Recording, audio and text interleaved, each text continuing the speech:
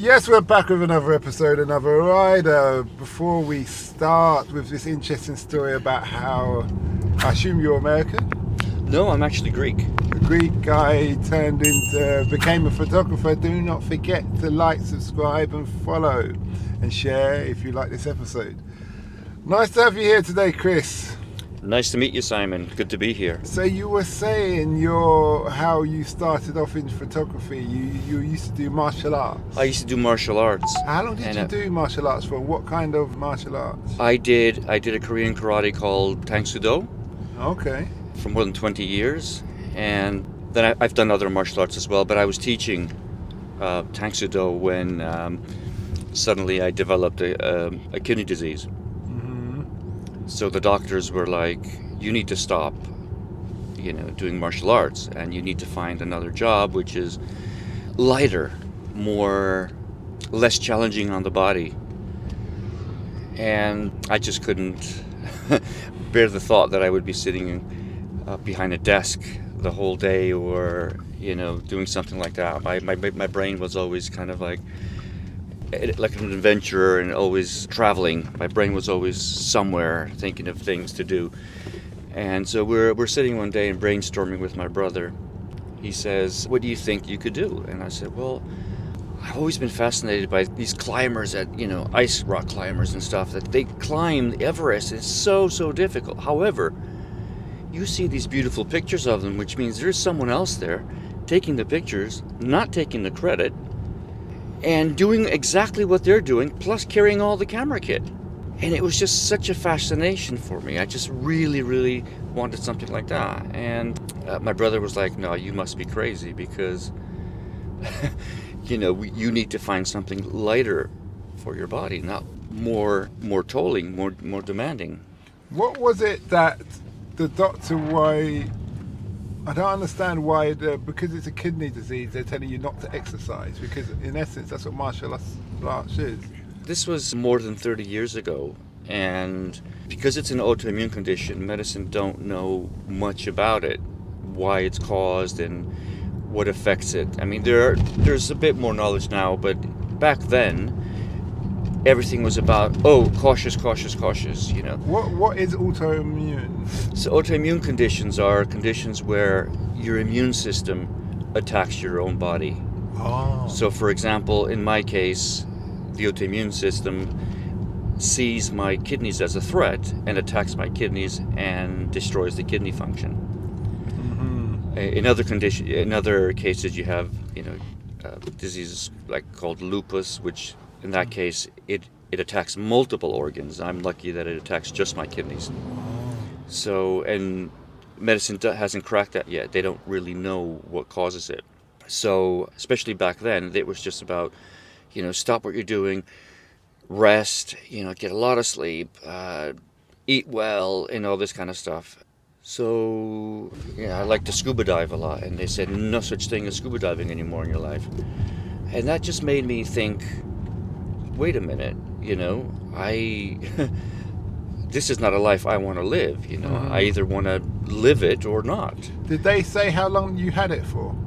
No, because autoimmune conditions could be going on forever, but you don't know until it reaches a point where it actually affects you. And how did it affect you?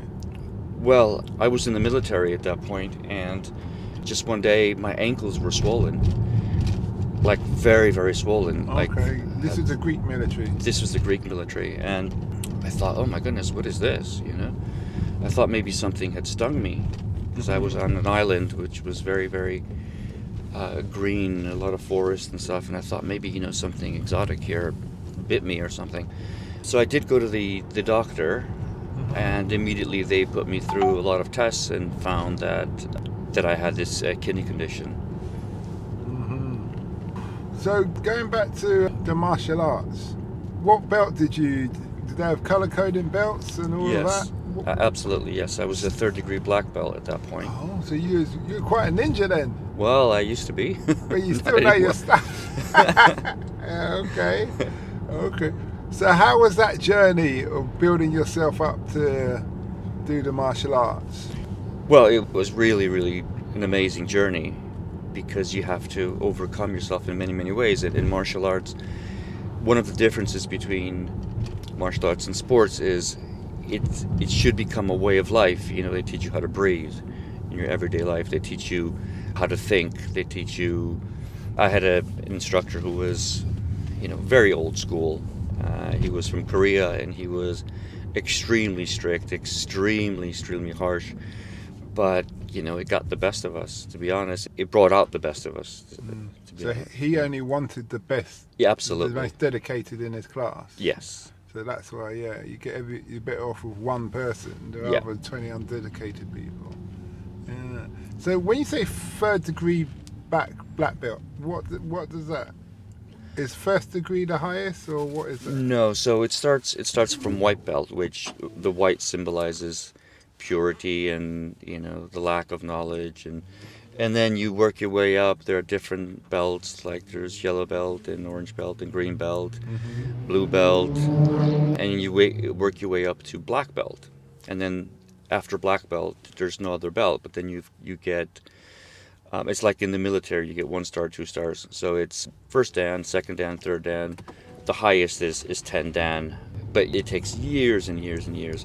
So for example, to get from the first dan to get your second dan, you need 2 years. From your second dan to go to your third dan, then you need 3 years. From the third to the fourth, 4 years, and so forth. Is there a limit on how many dans you can become once you're a black belt? No, but it's a life journey. I mean, I know people who are still active, well in their 60s, and they still give tests, and it's not, the more senior you become, it's not necessarily the more physical. It's more spiritual, it's more mental, the training and the testing to be promoted to a higher grade. Were you learning about this in Greece? Yes, that's correct, in Greece, yes. Okay, so... No, it's funny because I never thought of Korean people living in Greece. But I suppose people go everywhere. Absolutely. Yeah. So did you ever go to Korea? I did not go to Korea. It was a long-time dream. I never made it to Korea, although I have been to 70 countries. Korea, unfortunately, is not one of them. Okay. Oh, yeah, that's with your photography. Yes, that's videography mostly. I do still photography as well, but mostly videography. And videography is just like short clips, or no? Just... Videography is same as cinematography. So you're making the film. Only videography is in video. It's for television. It's for nowadays for social media. But you create, along with the director, you create the scenes and the pictures that make up the film. I noticed with your luggage, it's all canvas based, but a lot of photographers have the hard, like military plastic. Why? What do you mean? Sorry. Your luggage. Yes. Oh, is yeah. all canvas based. Yes. But a lot of photographers I've seen, apart from the little like carry bags, are like the hard plastic protect their equipment. Yeah. So you have hard cases and soft cases and hard soft cases. So depending on what equipment you're carrying and where you're traveling to, you would use. So for example, today, because I'm going from home to an office by car, it's pretty safe. So I have my cameras and my lenses all in this semi-hard case. However, if I was to travel by plane, I would put it in one of these so-called Peli cases, which are somebody once told me when I was buying my first Peli case, I said, is it safe for my equipment? They said, well, the plane's going to fall. You're all going to die. The Peli case is going to survive. That's probably true because they're waterproof as well, and they float. Are waterproof. Sorry, yeah. Yeah. Okay. So the only thing, if it melts before the crane hits the exactly. water, yeah. Well, the message to that is get in the Peli case. What? The plane's going down. Where you going? I'm gonna need my Peli case. That's not a bad idea, though. Just get yourself a Peli case, covered in foam. Exactly. Seal it, latch from the inside. Boom. So going back to the martial arts. So when I say how was the journey, what was the hardest part with the martial arts that you had to implement? I suppose it's when you reach your limits, and you need to overcome certain fears or certain physical abilities in order to progress in what you're trying to achieve. And sometimes it's really, really hard, extremely hard, because essentially your best friend, but your worst enemy at the same time, is yourself. So, overcoming yourself is really, really difficult.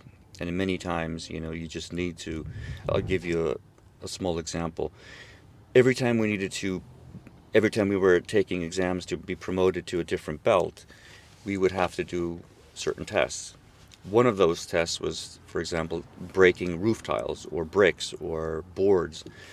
And that's not easy, especially when you reach a certain level and you see you've got like 10 roof tiles. You need a sledgehammer to break that. However, it's doable, it's very doable. But convincing yourself that you can do it, the fear of breaking your hand, for example, is real. And you need to overcome that. And you need to be the boss. And you need to convince yourself that you are in charge and that you can do it. How do you convince yourself that? It's practice, talking to yourself. Start step by step, start low and work your way up. Start, if we were talking about this example, you would start with a little board, build up your technique, your confidence, and then work yourself up to a second board and a third board, and then maybe you go to a roof tile or a brick. And, patience. In the martial arts world, in the Japanese especially, because later on I did other martial arts, one of them being ninjutsu, which is the art that the ninjas were doing. And if you break down the word ninja in Japanese, nin means patience and perseverance, and ninja means the person of perseverance, the person of patience. So you would expect that it would be something like assassin or something like that. No, it's the person of patience. So patience is a virtue that we need to practice every day in our lives.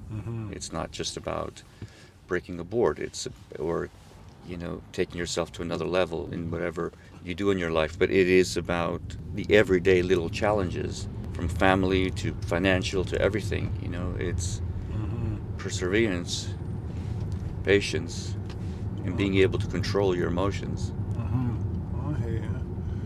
So now you just got me thinking on the mindset. Yeah. How one develops their mind in that respect. Meditation helps.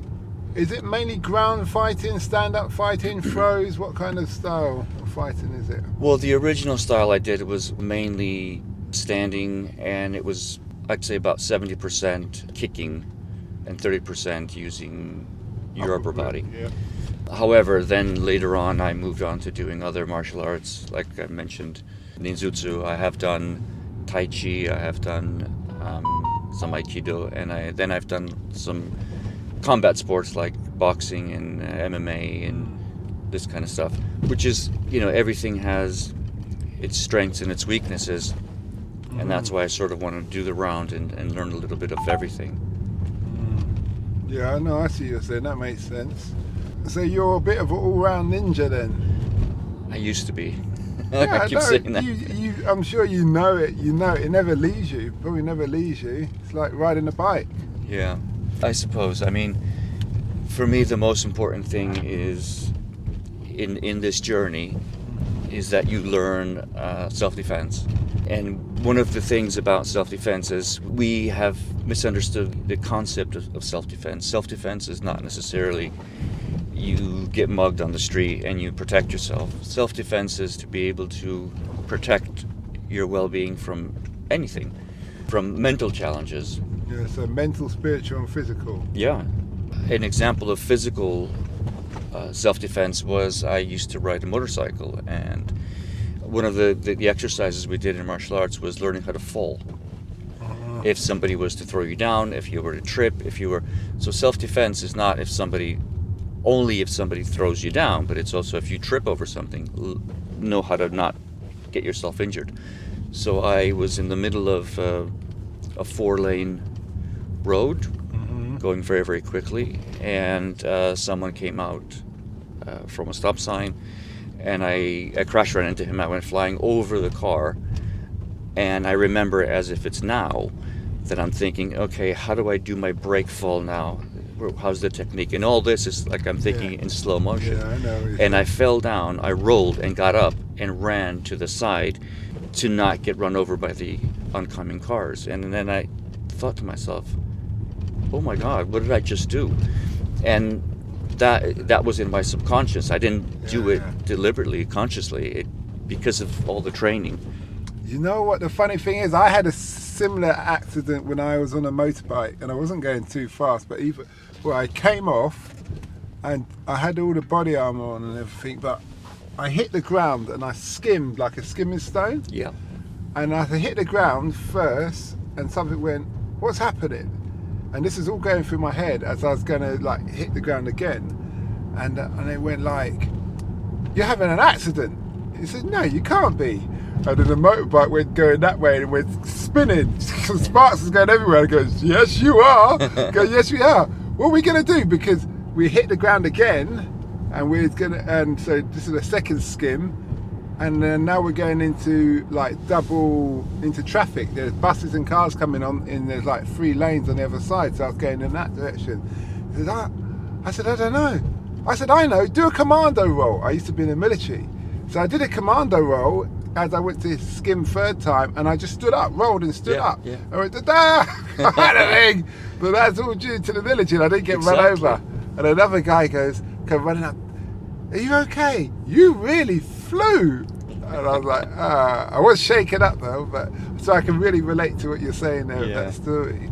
This is the thing, I wasn't shaken up until a few minutes later when I realized what had happened. I could have been run over. Yeah, me but too. In the moment, I was extremely calm, and that was because of all the repetition, the training, the everyday rolling and rolling and rolling. Mm-hmm. When you study martial arts, combat sports, things like that, it puts you in a mental state of mind. Absolutely. It's like Tyson. If you think about it, Tyson's really into history, really into the science, the mindset behind things. He said he studied more than he's ever fought. Yeah. He's watched more videos, studies more great warriors and conquerors, Genghis Khan, Alexander the Great, than he's actually trained to exercise. Yeah. To fight. Mm-hmm. Simon, if I may, I know a lot of people, this is a bit of a controversy here, because the difference between combat sport and martial arts. Yep. Nowadays, martial arts, a lot of people have sort of debunked martial arts, that it's not as efficient for fighting and all this kind of stuff. To a certain degree, I will agree. Mm-hmm. If you want to fight, yes, probably boxing in a real world environment, a ring or, MMA, a cage, is probably more efficient. However, what drew me to martial arts was it wasn't just about fighting. So it's good for fighting, but maybe not the best. However, it has it teaches you how to roll, it teaches you the mindset, it teaches you breathing techniques, meditation, it teaches you so many things that are useful in your life. And that was what really drew me to that. So it's the little things that make the difference. Absolutely, yeah. No, I understand that totally. It's funny because I heard another person talk about like the combat sports, and it said, yeah, that's effective on the basis it's a sport. Yeah. But if you're in a street fight, someone's going to pick up a brick or have a knife. Yeah. You better do what you're doing very quickly. Yeah. Get the upper hand, because if they start stabbing, exactly, your no matter of Watch out. grappling on the floor is going to Ronan. help you in that respect. Absolutely. Yeah. Another thing is people don't realize Brazilian Jiu-Jitsu, for example, which is nowadays very, very popular, and it's great for self-defense. It's amazing. It is very, very efficient. However, if there are more than one opponents, You're in trouble. You're in trouble, because you are grappling with one, and you can be the second or third could be kicking you in the head. You know what? That's funny, because on the Joe Rogan, he did an interview with a guy who was an MMA guy, basically BBJ, and he went to, that's Brazilian Jiu-Jitsu for the listeners who are not familiar, and he was in jail. He's put in jail, and the 2 white supremacists decided they want to come at him because he got in an argument with them. He's a white guy himself, but he's not a racist. Right. It's because he played chess with a black person. Oh. And Nice. that was, even though he's not white supremacist, you're white, so you're with us, and that's against the rules, so we're going to feed. And they came at him, and one of them come at him with a knife, and obviously he's in his cell, so he managed to slip him. He did his MMA thing, but he got him on the floor and was kind of choking him out. But the other guy was trying to come at him, and he was choking him out, but using that guy to protect him from the other guy. Yeah. And then he managed to grab that guy's leg, pull him down, flip him so he fell down, and then he let go of the other guy's choking, and then he dealt with that guy. Yeah. But the funny thing was, everybody's watching, including the guards. Yeah, of course. No one stopped it. No, no guard stopped it.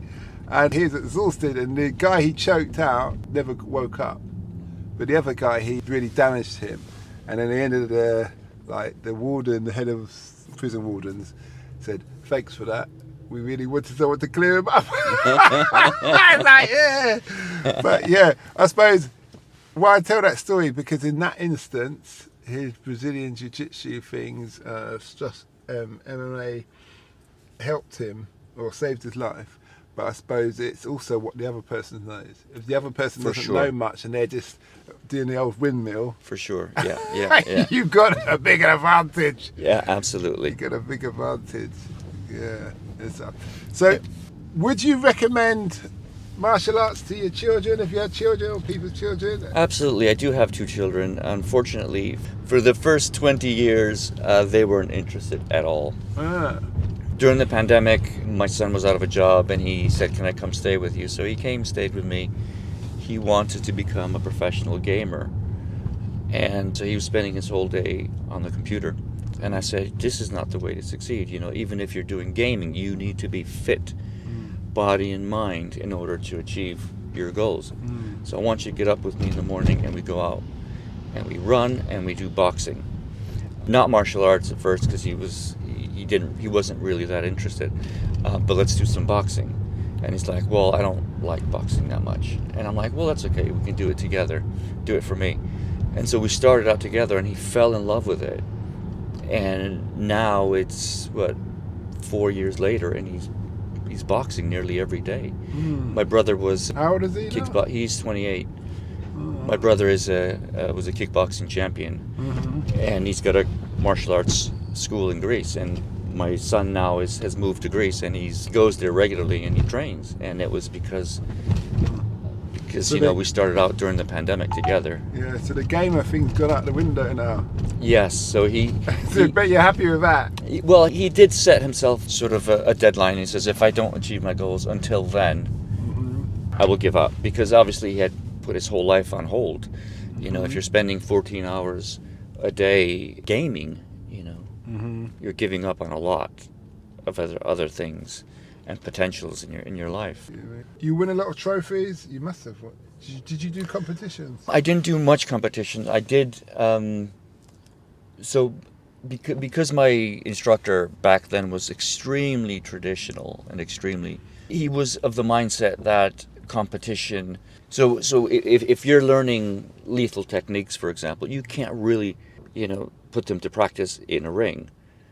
It's way too dangerous to compete. However, that started to change because, to be fair, the closest thing you have to real life fighting is in a ring, So we did slowly start and do some semi-contact tournaments, and I had won first place in the first Pan-Hellenic tournament. But then later on, I left for the military, and then when I came back, I had my medical condition, so then I transitioned into working in television. Have you ever had to use your skills to defend yourself in a life-threatening or? I did, actually. I did when I was in the military. This was back in 1987. I was on a remote island in Greece. I was based on a remote island. And they were, I'm not sure how to translate this into English, but there were some sort of units where not very good people would be placed because they just, they weren't favored. National service? This was national service, yes. Okay. And so as soon as I moved, I was transferred to this base. I was very, very young. And there were a lot of people there who have been there for ages, and they were just freaking out. And, they wanted to finish their military, but because they weren't very compliant, they were constantly being held back. And so instead of doing 21 months, which was national service back then, they were still doing 26, and they were still in the military. So they were really, really angry. And so every newcomer would be harassed. And so we were coming back from a day out in town, and going into the room, he would slap everybody coming in. This guy was constantly high on weed and stuff. So Was he a senior rank? No, he was just the same as everyone else? So, yeah, but he had been there in that unit for more than 20 months, and we had just gotten there. So he was just slapping everybody as he came in. When I came in, he tried to slap me, but out of reflex, because of my training, I blocked it and pushed him away. Had I known better, I wouldn't have done that. So, then he got really aggressive, and they parted us. But then when I went to sleep, I had to sleep with one eye open, because one night before going to bed, he attacked me with a bayonet. Mm-hmm. And so there, I really had to defend myself. Did he actually stab you? No, he didn't.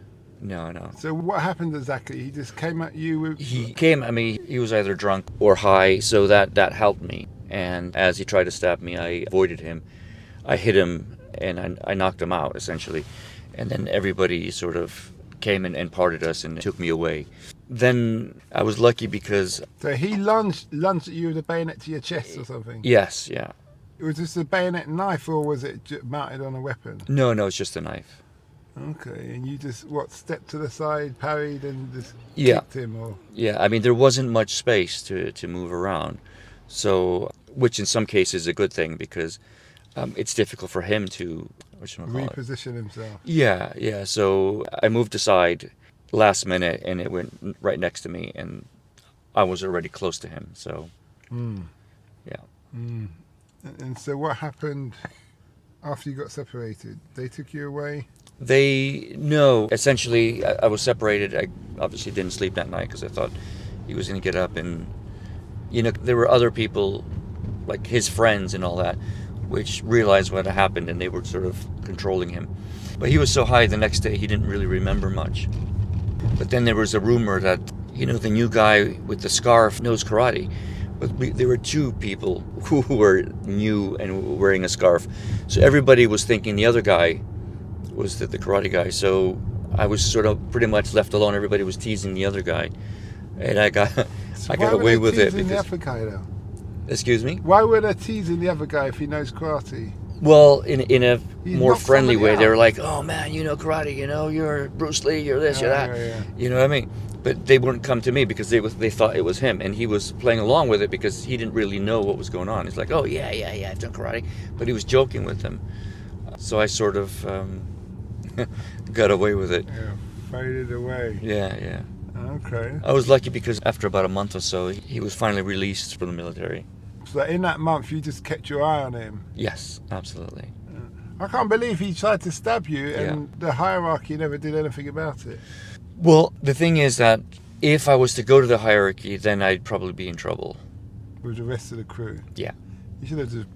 Do you see what I mean? So in a way, it was appreciated that I didn't give him away. So that's where he realised... He must have known that you knocked him out, though. Yeah, I mean, and then I'm guessing his friends the other day would have, They just told him just leave him alone. Yeah. Because you're going to get beaten twice now. Yeah, but also, if he was to kill me, he'd be in big trouble himself, right? Yeah. That man, he's just got his own demons. Yeah, absolutely. Dealing with. That's what I've come to learn. Yeah. Well, thanks a lot for that, and we wish you well. Thank you very much. Wish you well too, Simon. Have a lovely day. We hope that episode enhanced your life. We post an interview every day, as well as vlogging on our social media channels. Don't forget to subscribe to get our latest episode.